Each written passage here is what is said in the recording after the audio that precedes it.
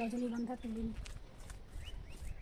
অনেকগুলো রজনীগন্ধা হয়েছে, তাই ছাদ বাগানে এসে তুলে নিলাম। তোলার পরে কিন্তু আমাকে একটু বেরোতে হবে, সেই কারণে আমি আবার নিচে যাব। গিয়ে একটু, মেয়ে বলে গেছে আজকে পুদিনা পাতার শরবত বানাতে। কি গন্ধ! তোমরাও চোখ দেখো।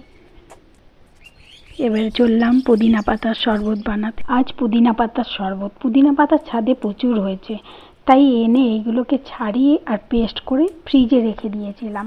এইভাবে স্টোর করলে বাড়িতে লোকজন আসুক বা নিজের বাড়িতে বাইরে থেকে কেউ আসুক, অথবা ঘরে খাটতে খাটতে যখন হাঁপিয়ে যাবেন, 1 চামচ দিয়েই ব্যাস 1 গ্লাস জল খাওয়ার পরেই এনার্জি লেভেল একদম হাই। এই পেস্ট করে নিলাম, নিয়ে এবারে ছোট ছোট কন্টেনারে সেগুলো স্টোরেজ করে রাখবো। রাখার পর নিজে তো খাবোই, আবার কেউ আসলেও দিলেও খেয়ে তো একটাই কথা বললো, কিভাবে বানিয়েছো গো?